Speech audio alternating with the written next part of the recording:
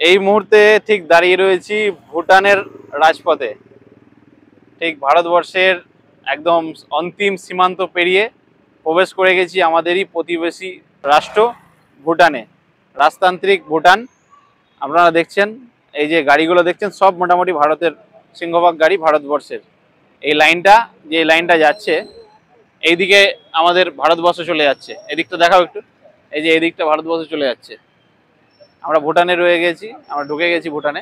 এই গেটটা যেটা দেখছেন সামনে যে গেটটা, এই গেটটা কিন্তু আমাদের ভারতবর্ষে প্রবেশ করার গেট। মাঝখানে ওটাই বর্ডার এবং খুব সহজ পদ্ধতিতে আপনার বৈধ প্রমাণপত্র নথি দেখিয়ে একদম ভুটানে প্রবেশ করতে পারবেন। এই যে চেকিংগুলো চলছে দেখেছেন ভুটানের পুলিশ, এগুলো এই প্রতিটা গাড়িকে একদম কঠোরভাবে খুব কঠোর নিরাপত্তার মাধ্যমে চেকিং চলছে এবং তারপরে ভারতের গাড়িগুলোকে বা বিভিন্ন গাড়িগুলোকে ভুটানের প্রবেশ করার অনুমতি দিচ্ছে। এই মুহূর্তে দাঁড়িয়ে রয়েছি ঠিক ভুটানের ফুয়েন্ট শিলং এবং এখানকার যে লোকাল মার্কেট, সেই মার্কেটগুলো আমরা ঘুরবো, দেখবো। দেখেন সুন্দর, খুব পরিষ্কার পরিচ্ছন্ন, একদম সাজানো গোছানো, একদম পরিপাটি, একদম একেবারে সুন্দর আমাদের। এবং ভুটানের যে ট্রাফিক এখানে কিন্তু খুব কড়াকড়ি মোটামুটি দেখতে পাচ্ছেন। ভুটানের যে ট্রাফিক এটা কিন্তু খুব কড়াকড়ি এবং আশেপাশের যে পরিবেশ আমরা দেখতে পাচ্ছি খুব সুন্দর। এবং দেখতে পাচ্ছেন ভুটানের রাজপথে ঘুরে বেড়াচ্ছি পয়েন্ট শিলং দিয়ে এবং আশেপাশের যে স্টোরগুলো দেখতে পাচ্ছেন। হ্যাঁ, মামলায় এসেছিলাম মূলত উত্তরবঙ্গ ঘুরে বোনাস হিসেবে আমার চেম্বারের সমস্ত আমার জুনিয়র ভাইগুলোকে নিয়ে এসেছি। ঘোরাঘুরি চলছে ভুটানের দোকান পাশারি। এই নিয়ে আমি দ্বিতীয়বারের জন্য ভুটানে এলাম মূলত। এই যে দোকানগুলো দেখতে পাচ্ছেন সুন্দর সাজানো গোছানো, কত সুন্দর। এবং ভুটানের রাস্তাঘাট মূলত খুবই পরিপাটি, পরিষ্কার পরিচ্ছন্ন। আপনারা এটা আসলেই অনুভব করতে পারবেন। এই যে দেখতে পাচ্ছেন মার্কেটগুলো দেখিয়ে দাও একটু। এই যে একটা দেখেন জামা কাপড় ব্যাগেজের দোকান রয়েছে, এখানে একটা স্টেশনারি দোকান রয়েছে, দেখতে পাচ্ছেন কি নাম, কাঞ্চন হল। এটা হচ্ছে নজরং ট্রেডার্স, বিভিন্ন রকমের দোকান রয়েছে।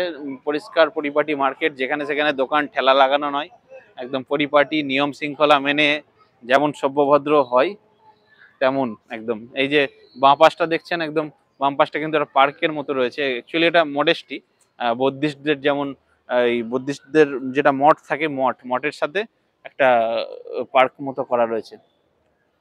এটা একটা দেখতে পাচ্ছেন ভুটান ডিউটি ফ্রি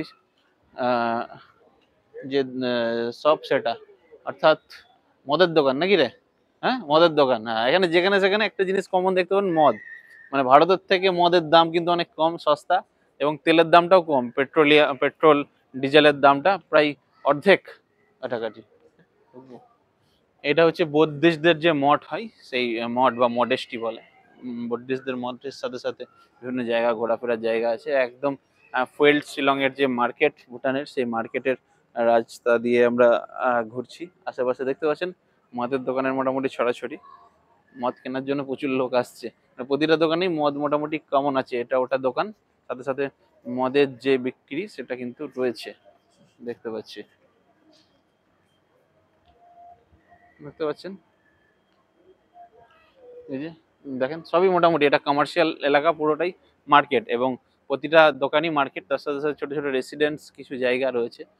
ভুটানিদের যেসব ড্রেস পোশাক তারা যেগুলো যেগুলো ব্যবহার করে অথবা বিভিন্ন সামগ্রী যেগুলো কেনাকাটা থাকে, এখানে কিন্তু আপনারা এই মার্কেটে মোটামুটি পেয়ে যাবেন। এবং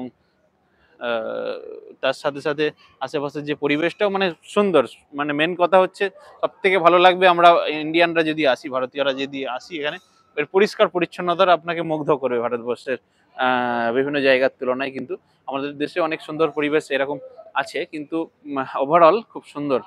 ভুটানের যে পরিষ্কার পরিচ্ছন্নতা এটা আপনাকে মুগ্ধ করতে বাধ্য। এই দেখেন জুতোর দোকান দেখছেন, এখানে একটা জুতোর দোকান রয়েছে, অনেক বড় বড় দোকানগুলো সব বিভিন্ন পোর্টগুলোতে রাস্তা উঠে যাচ্ছে এবং আশেপাশে অনেক দোকান রয়েছে। যে খাওয়ার দোকান রয়েছে, মোমোর দোকান একটা। একটা বড় ব্যাপার হচ্ছে এখানে ইন্ডিয়ান টাকা এবং ভুটানের টাকা দুটোই চলে। আপনি ইন্ডিয়ান টাকা দিয়ে যে কোনো জিনিস ক্রয় করতে পারবেন এখানে। যে কোনো জিনিস ইন্ডিয়ান টাকা যদি আপনার কাছে থাকে তাহলে কিন্তু এটা ক্রয় করতে পারবেন। দেখতে পাচ্ছেন ইন্ডিয়ান বিভিন্ন বাস, ইন্ডিয়ান বিভিন্ন গাড়ি এখান দিয়ে আসে এবং এখানে যাতায়াত করছে। এই যে খুব সুন্দর, একদম পরিপাটি গোছানো এবং দেখার মতো।